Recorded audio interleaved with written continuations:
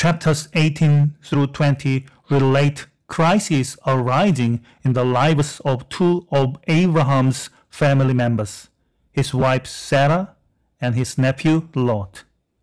Lot's life of compromise and worldly pursuit stands in stark contrast to the life of faith demonstrated by his uncle.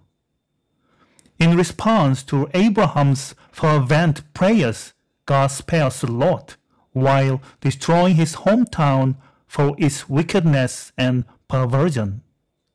And yet, even a man of faith like Abraham can stumble when he takes his eyes off God. On a trip to Gerar, Abraham lies about his beautiful wife Sarah, calling her his sister, in order to save his kin from King Abimelech.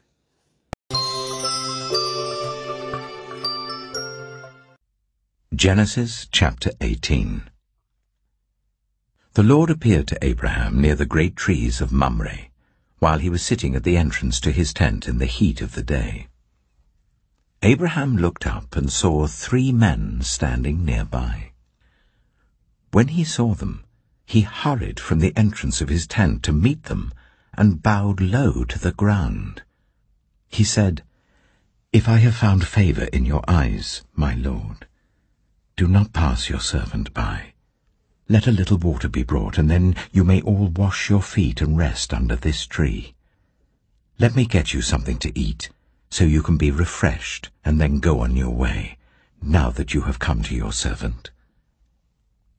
"Very well," they answered. "Do as you say." So Abraham hurried into the tent to Sarah. "Quick," he said, "get 3 seahs of the finest flour and knead it and bake some bread." Then he ran to the herd and selected a choice, tender calf and gave it to a servant who hurried to prepare it.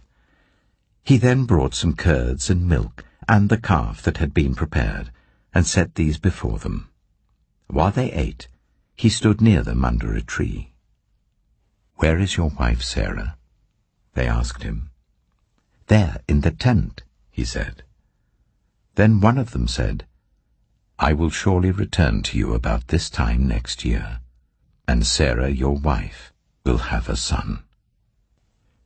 Now Sarah was listening at the entrance to the tent, which was behind him. Abraham and Sarah were already very old, and Sarah was past the age of childbearing. So Sarah laughed to herself as she thought, "After I'm worn out and my Lord is old, will I now have this pleasure?" Then the Lord said to Abraham, "Why did Sarah laugh and say, 'Will I really have a child now that I am old?' Is anything too hard for the Lord? I will return to you at the appointed time next year, and Sarah will have a son."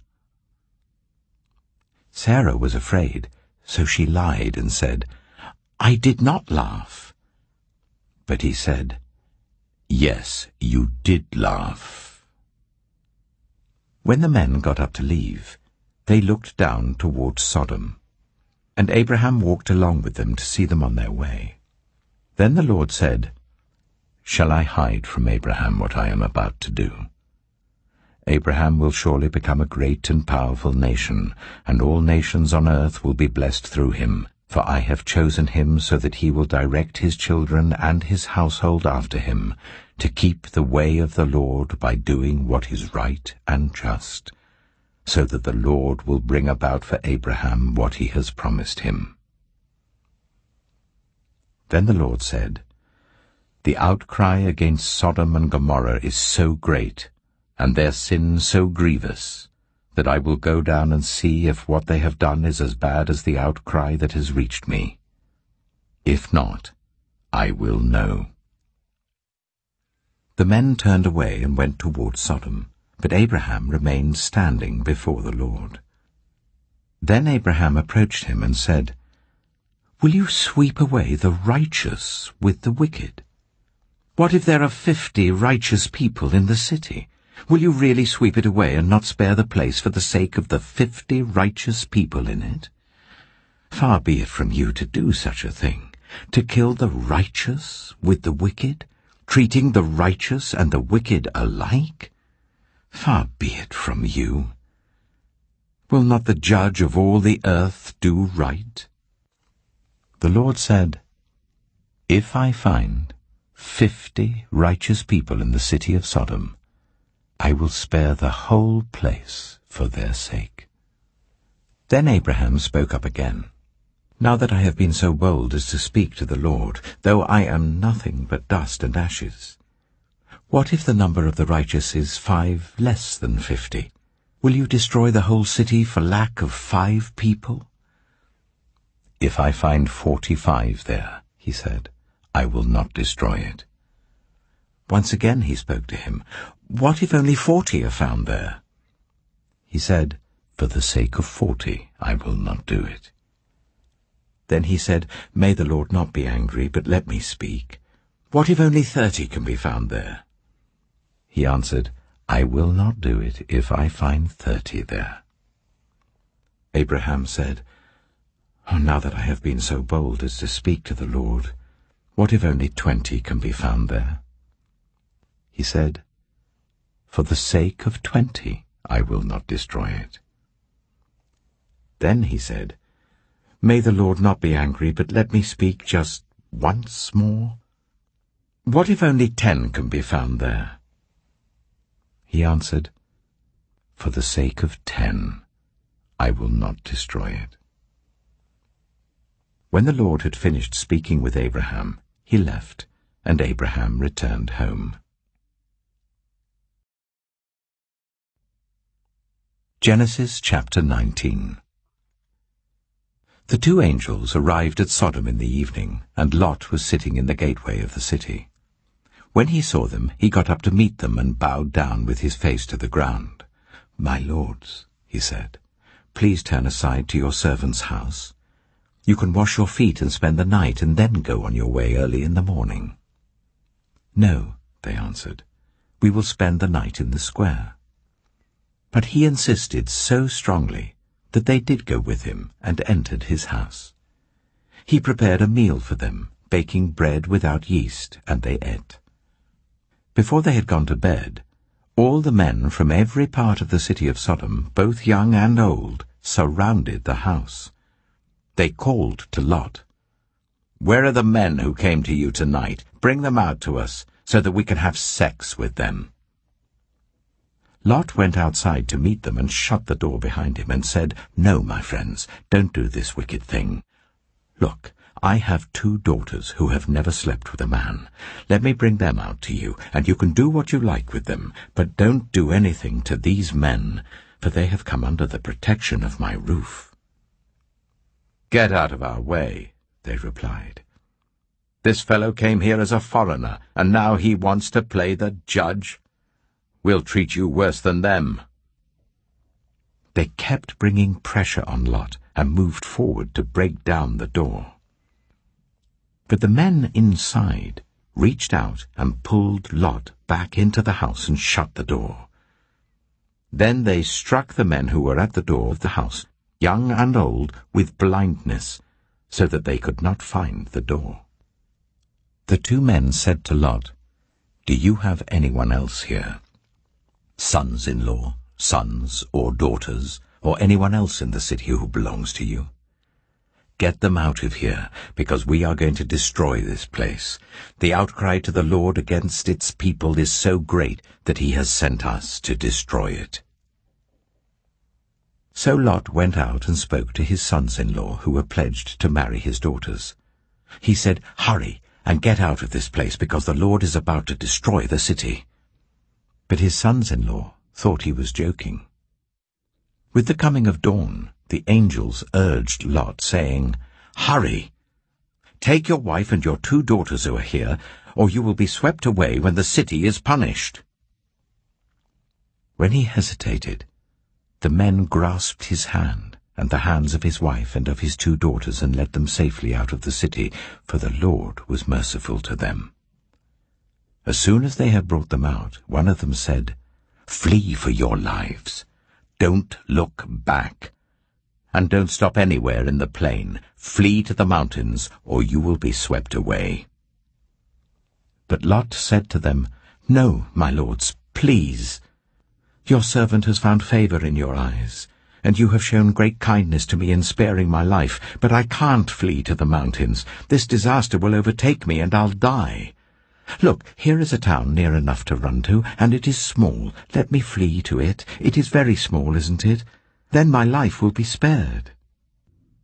He said to him, "Very well. I will grant this request too. I will not overthrow the town you speak of, but flee there quickly, because I cannot do anything until you reach it." That is why the town was called Zoar. By the time Lot reached Zoar, the sun had risen over the land. Then the Lord rained down burning sulphur on Sodom and Gomorrah, from the Lord out of the heavens. Thus he overthrew those cities and the entire plain, destroying all those living in the cities and also the vegetation in the land. But Lot's wife looked back, and she became a pillar of salt. Early the next morning, Abraham got up and returned to the place where he had stood before the Lord. He looked down toward Sodom and Gomorrah, toward all the land of the plain, and he saw dense smoke rising from the land, like smoke from a furnace. So when God destroyed the cities of the plain, he remembered Abraham, and he brought Lot out of the catastrophe that overthrew the cities where Lot had lived. Lot and his 2 daughters left Zoar and settled in the mountains, for he was afraid to stay in Zoar. He and his 2 daughters lived in a cave. One day the older daughter said to the younger, "Our father is old, and there is no man around here to give us children, as is the custom all over the earth.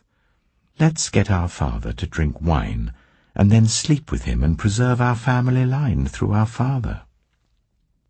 That night they got their father to drink wine, and the older daughter went in and slept with him. He was not aware of it when she laid down or when she got up. The next day the older daughter said to the younger, "Last night I slept with my father. Let's get him to drink wine again tonight, and you go in and sleep with him, so we can preserve our family line through our father." So they got their father to drink wine that night also, and the younger daughter went in and slept with him. Again he was not aware of it when she laid down or when she got up. So both of Lot's daughters became pregnant by their father. The older daughter had a son, and she named him Moab. He is the father of the Moabites of today. The younger daughter also had a son, and she named him Ben-Ami. He is the father of the Ammonites of today.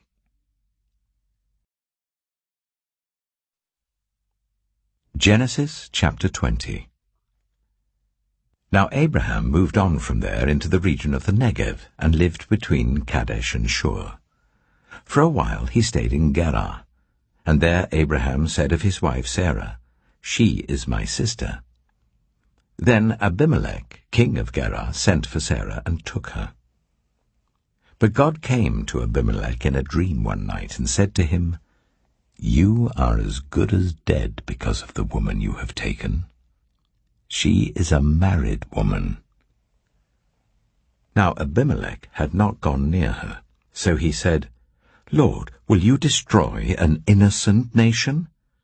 Did he not say to me, 'She is my sister'? And didn't she also say, 'He is my brother'? I've done this with a clear conscience and clean hands." Then God said to him in the dream, "Yes, I know you did this with a clear conscience, and so I have kept you from sinning against me. That is why I did not let you touch her. Now return the man's wife, for he is a prophet, and he will pray for you, and you will live. But if you do not return her, you may be sure that you and all who belong to you will die." Early the next morning, Abimelech summoned all his officials. And when he told them all that had happened, they were very much afraid. Then Abimelech called Abraham in and said, "What have you done to us? How have I wronged you, that you have brought such guilt upon me and my kingdom? You have done things to me that should never be done." And Abimelech asked Abraham, "What was your reason for doing this?" Abraham replied, "I said to myself, there is surely no fear of God in this place, and they will kill me because of my wife. Besides, she really is my sister, the daughter of my father, though not of my mother, and she became my wife. And when God caused me to wander from my father's household, I said to her, 'This is how you can show your love to me. Everywhere we go, say of me, he is my brother.'" Then Abimelech brought sheep and cattle and male and female slaves, and gave them to Abraham, and he returned Sarah his wife to him. And Abimelech said, "My land is before you. Live wherever you like." To Sarah he said, "I am giving your brother 1,000 shekels of silver. This is to cover the offense against you before all who are with you. You are completely vindicated." Then Abraham prayed to God, and God healed Abimelech, his wife, and his female slaves, so they could have children again. For the Lord had kept all the women in Abimelech's household from conceiving because of Abraham's wife Sarah.